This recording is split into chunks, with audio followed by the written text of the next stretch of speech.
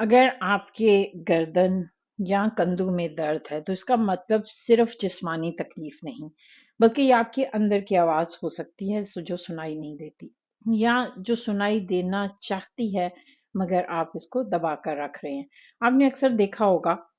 کہ جو لوگ کمپیوٹر پہ بیٹھے رہتے ہیں، بلکہ خود میرے ساتھ بھی، میں آپ کو بتاؤں، میرا یہ حصہ بہت زیادہ تکلیف دیتا ہے، اور اس کے لیے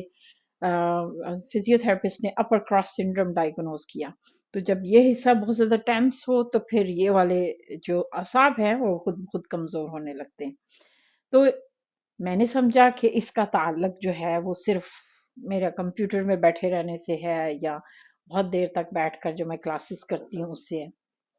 لیکن چونکہ میرا تعلق تھراپی کی دنیا سے ہے، نفسیات کی دنیا سے ہے، تو اس کا ایک اور مطلب بھی مجھے سمجھ آیا جو میں آپ سے شیئر کرنا چاہوں گی۔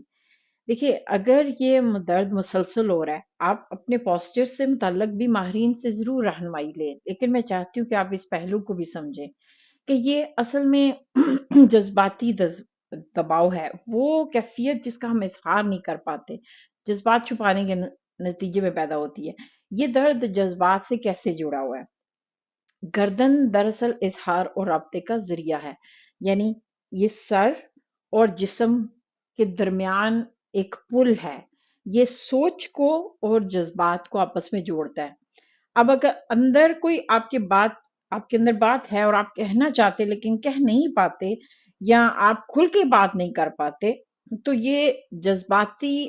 جو دباؤ ہے یہ گردن کے اندر تناؤ پیدا کرتا ہے اور درد کی صورت اختیار کر لیتا ہے۔ جیسے اکثر ہم یہ محاورہ بولتے ہیں، میرے دل کی بات دل میں رہ گئی۔ کندھے دراصل ہماری زبان میں ذمہ داری کا احساس دلانے کے لیے ہیں۔ جیسے ہم اکثر کہتے ہیں کہ میرے کندھوں پر بوجھ ہیں، یا فلاں کے کندھوں پر اس کے گھر والوں کا بوجھ ہے۔ تو جب ہم دوسروں کی توقعات اور ان کی اپنا کوئی دکھ یا اپنی آواز دبانے کا جو بوجھ ہے، یعنی ہم نے اپنے اندر ہی سب کچھ دبا رکھا ہوتا ہے، تو وہ کندھوں میں مسلسل سختی اور درد کی صورت میں ظاہر ہو سکتا ہے۔ یعنی یوں سمجھ لیں کہ جب آپ اپنے اظہار میں رکاوٹ پیدا کریں گے تو اس کے نتیجے میں اس جگہ پہ تناؤ پیدا ہوگا۔ جب انسان اپنے اصل جذبات کو، خیالات کو دبانا شروع کر دیتا ہے، اس میں غصہ ہو سکتا ہے، کوئی دکھ ہے، اپنی اندر کی مایوسی کو چھپانا، ہر وقت دوسروں کو خوش کرنے کی کوشش کرنا، اپنے دل کی بات نہ کہہ سکنا، تو جسم تناؤ کو سنبھالنے کے لیے خود کو سخت کر لیتا ہے۔ اور گردن اور کندھے کے دباؤ کو یہ دونوں حصے ایسے ہیں جو، یعنی گردن اور کندھے، جو اس دباؤ کو لینے والے ہیں، یعنی سب سے پہلے یہ متاثر ہوتے ہیں۔ تو اب کیا ہو گیا کہ ایک دائرہ بن گیا کہ آپ کے اندر ایک اندرونی ایک دباؤ ہے، تناؤ ہے، جس کے نتیجے پہ آپ جذبات کا اظہار نہیں کر سکتے، اس کے نتیجے میں جسمانی تناؤ پیدا ہو رہا ہے، اور اس کے نتیجے میں جذباتی دباؤ پیدا ہو رہا ہے۔ مثلا یہ دائرہ ہے جو جڑا ہوا ہے اور چلتا جا رہا ہے۔ اب اگر آپ اس کو حل کرنا چاہیں تو ہم اس کا علاج کرتے ہیں، لیکن جو کام آپ خود سے کر سکتے ہیں، یوگا اچھی میڈیٹیشن ہے، اور اس کے علاوہ ڈیپ بریدنگ، اور اس یوگا میں اور ہیلنگ میں آپ جو تھروٹ چکرا ہے اس کی کلینزنگ کر سکتے ہیں۔ اور کیونکہ جب یہ چکرا بلاک ہوتا ہے تو اپنی بات کہنے میں مشکل ہوتی ہے، اور دوسروں کو خوش کرنے کے لیے آپ بار بار خود کو بدلتے رہتے ہیں، اور اندر سے ایک دباؤ، ایک تنہائی، اور آپ کو ایسے لگتا ہے کہ جیسے میں اتھینٹک نہیں ہوں، یہ میں نہیں ہوں، اور جسمانی طور پر گردن اور کندھے جو ہیں وہ سخت رہنے لگتے ہیں۔ تو اس سلسلے میں سانس کی مشقیں، اور جو بھی آپ اپنانا چاہیں کوشش کریں اس کو کسی نماز کے ساتھ جوڑ دیں، یعنی فجر یا مغرب کے جب کے بعد آپ اذکار بیٹھ کے پڑھ رہے ہیں تو ساتھ ہی تھوڑی دیر بریدنگ کر دیں، اور اس کے علاوہ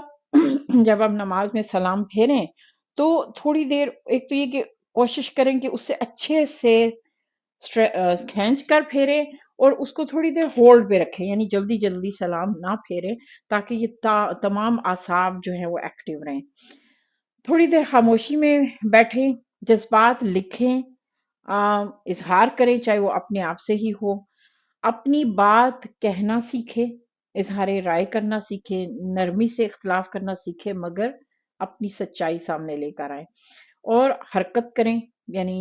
इसमें मसाज भी है और वर्जिशें भी शामिल हैं, वो आप किसी माहिर से रिव्यू कर सकते हैं। यूट्यूब से आपको बहुत सारी वर्जिशें मिल जाएँगी।